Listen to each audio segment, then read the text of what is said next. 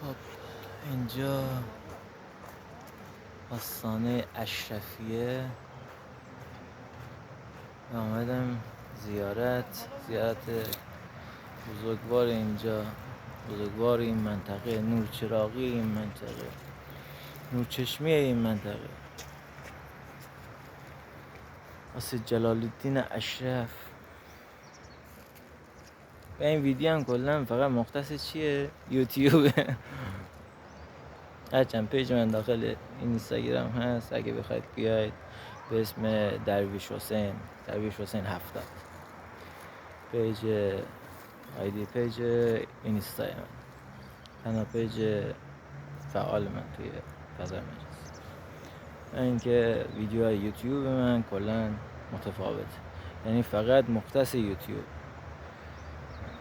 و اینم میذارم برای چی؟ برای اینکه کلا یوتیوب یه چیز جهانیه، اینستا هم جهانیه، ولی خب یوتیوب یه خورده ورژنش بالاتر، ژیگای بالاتر، یه سری کاربرد دارین، یه سری کاربرد.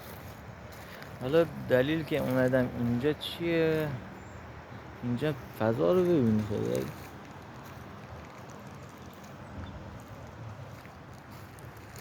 یعنی پر انرژی اینجا. یه انرژی فوق‌العاده. آب که میدونید اصلا یه انرژی بالا. خب سبزه، درخت، هوا، اصلا یعنی کلا انرژی اینجا خیلی بالا. رودخونه، آبشار، دریا، اینا کلا سطح ارتعاش و انرژی خیلی فوق‌العاده بالایی داره. و بالاترین سطح ارتعاش خب توی کل هستی چی داره؟ تنها عنصری که داره آب. بالاترین سطح ارتعاش داره و انرژی، چون ناپایداره. خب یه عنصر ناپایداره که هر چیز یا چی به خودش جذب میکنه. عنصر ناپایدار کلا اینطوریه، اگه بهش انرژی منفی بدی جذب میکنه، اگه بهش انرژی مثبت بدی جذب میکنه. حالا این صوت منم که میخوام اجرا کنم، چون یه انرژی الهیه، خب یه انرژی روحانیه، باید یه جورایی پخش بشه کل کائنات. کل کائنات شما وقتی داری استفاده میکنی باید جای خوبی، منظره خوب باشه که کل کائنات ازش استفاده کنه. خب بریم که یه کار انجام بدیم. بسم الله الرحمن الرحیم. لعنت خداوند بر آن شیطان رانده شده ز درگاه حق.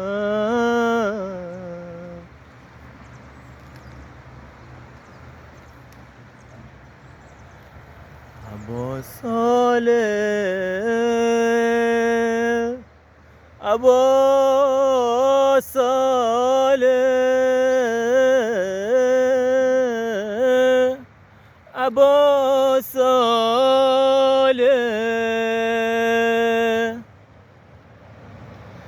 ابا صالح، التماس دعا، التماس دعا، التماس دعا یا ابا صالح. ابا صالح التماس دعا، التماس دعا یا ابا صالح، یا ابا صالح. هر کجا رفتی، هر کجا رفتی، هر کجا رفتی یاد ما هم باش، یاد ما هم باش. نجف رفتی، کاظمین رفتی، کربلا رفتی یاد ما هم باش، یاد ما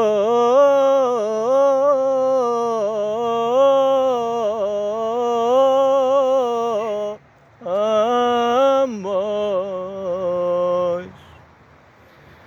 یا من اسم او دوا،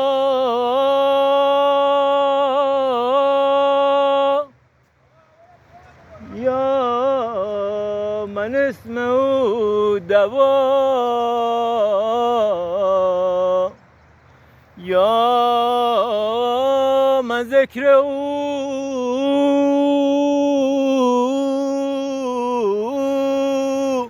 شفا، یا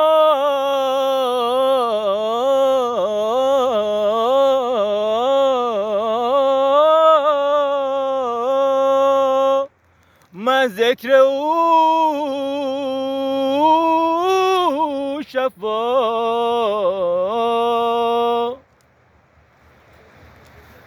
امیدوارم زمانی که این ویدیو رو این صوت رو گوش میکنید تمام انرژی منفی ازتون دور بشه و یه حس آرامش خیلی خوب اگه آغاز روزتونه یه صبح پر انرژی داشته باشید.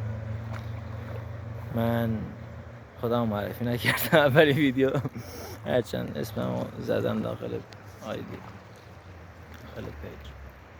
من حسین نجفی لاله هستم، ساکن استان گیلان، رشت، منطقه لشتنشا، متولد روستای لاله گفشه است. و اینکه این انرژی یه انرژی روحانیه.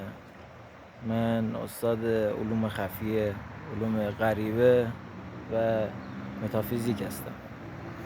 سالا تو این زمینه در تلاش و تکاپو بودم تا که به اذن خدا و لطف ائمه اطهار تونستم به اون نقطه‌ای که میخواستم تو این سالها تلاش کردم برسم. حالا این دستان شفابخشه، این صوت شفابخشه و این کار رو انجام میدم تا زمانی که زنده‌ام، چون این رسالت، این وظیفه به گردن منه و پشت من به کی گرمه؟ ائمه اطهار، قربونشون برم. تمام، بسلام. بعدش خدا.